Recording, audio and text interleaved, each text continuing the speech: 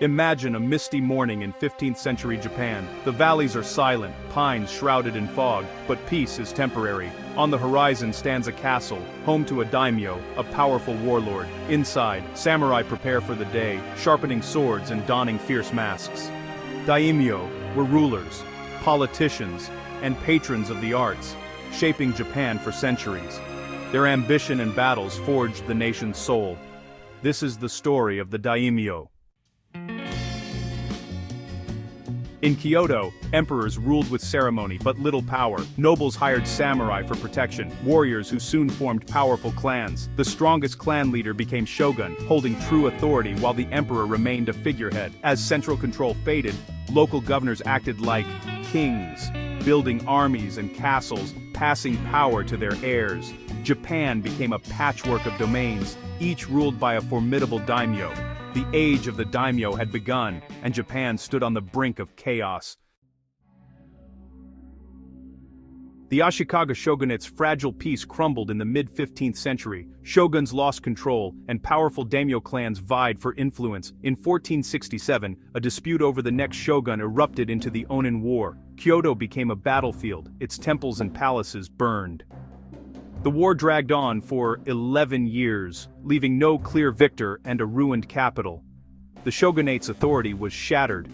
The Onin War showed every daimyo that the central government was powerless. The only rule now was the rule of the sword.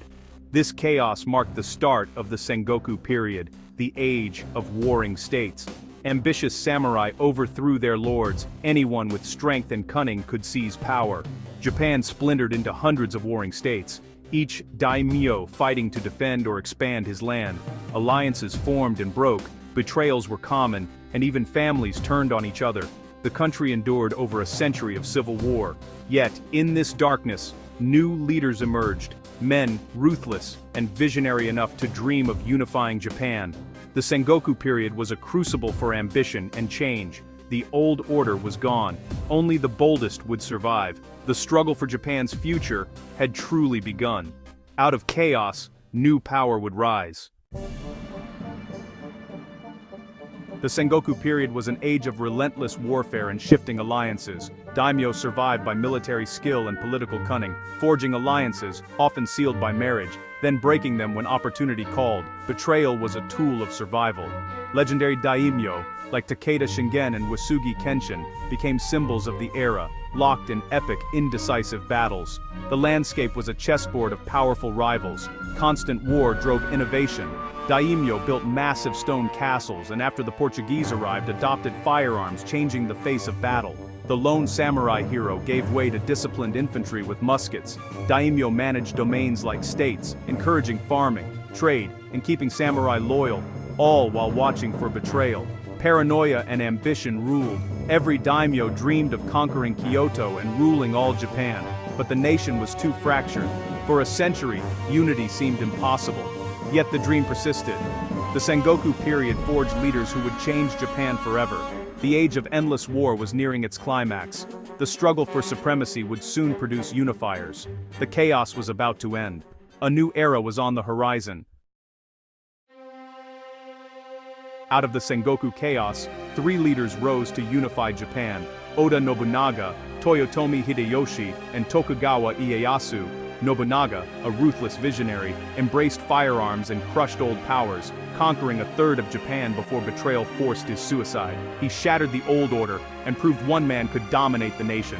Hideyoshi, born a peasant, rose through talent and ambition, uniting Japan through diplomacy and strategy after Nobunaga's death. By 1590, Hideyoshi had completed unification. After Hideyoshi's death, Tokugawa Ieyasu, patient and cunning, seized his chance. In 1600, Ieyasu's victory at the Battle of Sekigahara made him Japan's master. 3 years later, he became shogun, founding a dynasty that would rule for over 250 years. These three men ended centuries of war. Their ambition and strategy forged a new nation. The age of the independent daimyo was over. Japan was unified at last. The legacy of these unifiers shaped the country's future. Their rise marked the end of chaos and the dawn of order. The dream of unity became reality. The daimyo's era of war had ended. A new age of peace began. Japan would never be the same. After unification, Tokugawa Ieyasu faced a new challenge: how to keep the daimyo under control. He divided them into three groups: relatives, loyal allies, and former enemies, keeping the most dangerous far from the capital. Strict rules limited their power: no new castles, no unauthorized marriages or alliances. The most effective control was, daimyo had to spend every other year in Edo, leaving their families as hostages. This system drained their finances and ensured loyalty. Roads, inns, and towns flourished to serve the daimyo processions, boosting the economy. The Tokugawa shogunate brought 250 years of peace and stability. Samurai became bureaucrats. Daimyo lost military independence but kept local authority. They were lords in name, but their power was tightly checked. The age of daimyo drama was over. Order replaced chaos. The shogunate's system kept Japan unified and at peace. The daimyo's ambitions were caged. Their world had changed forever. The samurai spirit endured, but the era of warlords was gone. The Tokugawa legacy was stability. Japan entered a new, predictable era. Beyond battles and politics, daimyo were complex people with passions and quirks. Some, like Masamune, were curious about the world, welcoming foreigners and even sending missions to Europe. The world of daimyo was also one of shadows. Spies and ninja played crucial roles in survival and intrigue. Tokugawa Ieyasu famously relied on the ninja of Iga, who became his castle guards. Not all daimyo were ruthless. Some, like Imagawa Ujizan, were gentle and cultured, but lost everything for lack of strength. Daimyo families were powerful behind the scenes. Women, though barred from ruling, shaped alliances and defended their families. Yododono, for example, fiercely protected her son's claim after Hideyoshi's death. These women's courage and influence were vital to daimyo power. The daimyo's world was one of ambition, loyalty, and personal struggle. Their choices shaped their fates and those of their domains. The drama of the daimyo was as much personal as political. Their humanity made their stories enduring. Behind every warlord was a family, a network of loyalty and intrigue. The daimyo's legacy is not just in war, but in the lives they touched. Their stories reveal the heart of feudal Japan.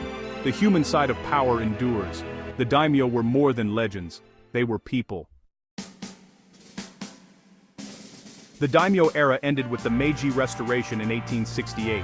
Feudal lords and samurai lost their privileges as Japan modernized. Yet, the daimyo's legacy remains. Many major cities, Tokyo, Osaka, Nagoya, began as daimyo castle towns, their layout still visible today. Castles, now tourist sites, are symbols of civic pride and history. The daimyo literally built the foundations of urban Japan. Their influence persists in business culture. Hierarchies, loyalty, and group dedication echo the old samurai code. The arts they patronized, tea ceremony, no theater, gardens, are now core parts of Japanese culture. The daimyo's story is a lesson in leadership, ambition, and the consequences of power. They show how order can emerge from chaos, and how peace can be built, even if enforced. Their struggle for legacy shaped a nation. The choices they made echo through generations. The daimyo's drama is Japan's drama. Their rise and fall created modern Japan. Their story endures in stone, tradition, and spirit. The daimyo remind us that leaders' actions shape the world long after they are gone. Their legacy is everywhere. The age of the daimyo lives on in Japan's heart.